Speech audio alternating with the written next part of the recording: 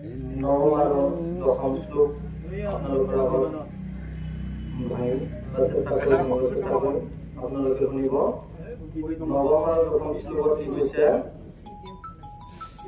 सूक्ष्म रूप धरि सियहि दिखावा, विकट रूप धरि लंक जरावा, भीम रूप धरि असुर संहारे, रामचंद्र की काज सवारे।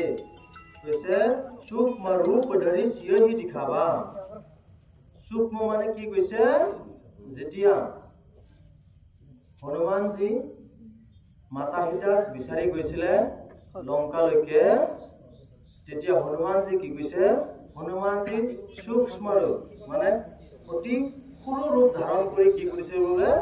এই ভাৰতৰ পৰা লংকালৈ গৈছিলে। যেতিয়া প্ৰথম মাতা সীতাক লগ কৰিছিলে আৰু দেখা কৰিছিলে, তেতিয়া কি কৈছে?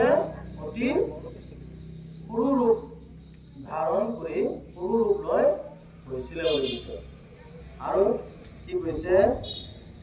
বিকট ৰূপ ধৰি লংক জৰাবা। আৰু কৈছে যেতিয়া লংকাত হনুমানজী গৈছিলে আৰু লংকা যেতিয়া জ্বলাইছিলে, কি কৈছে?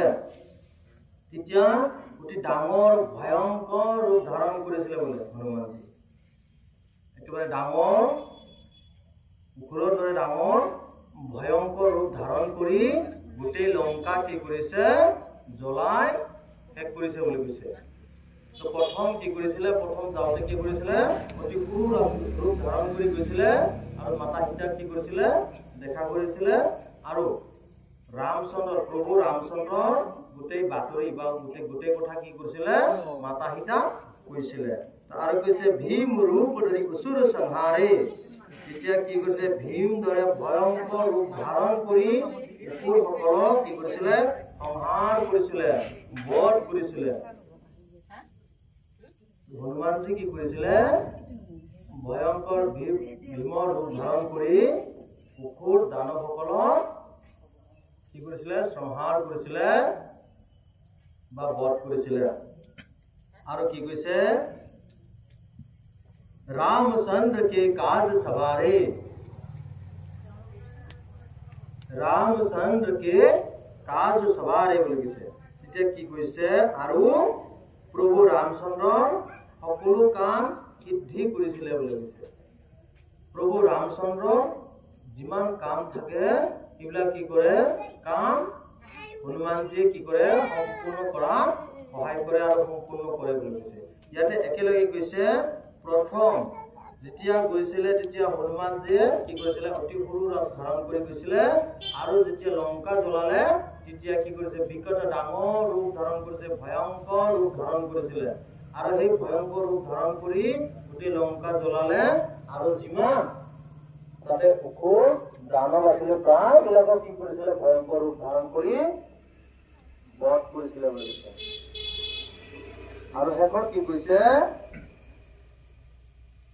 रामचंद्र के काज सवारे, সকলো ৰামচন্দ্ৰ প্ৰভু ৰামচন্দ্ৰৰ কাম কাজ কি কৰিছিলে? হনুমানজীয়ে চলাইছিলে বুলি কৈছে। আমি যেতিয়া আমাৰ শক্তিশালী হল, আমি যেতিয়া শক্তিশালী হলোহেঁতেন, যেতিয়া আমি সৰু ডাঙৰ হব পাৰিলোহেঁতেন, তেতিয়া চাগে আমি সৰু হয় বেলেগৰ ঘৰত দুষ্টামি কামে কৰিলো হয়, নহয় জানো? বেলেগৰ ঘৰত সকলো হৈ গলো, চুৰি কৰি আহিলো। হনুমানজী কি কৰিছিলে? প্ৰভু ৰামচন্দ্ৰৰ কাম কৰাৰ কাৰণে কি কৰিছিলে? সৰু হৈ গৈছিলে আৰু কি কৰিছিলে? ডাঙৰ হৈও কাম কৰিছিলে।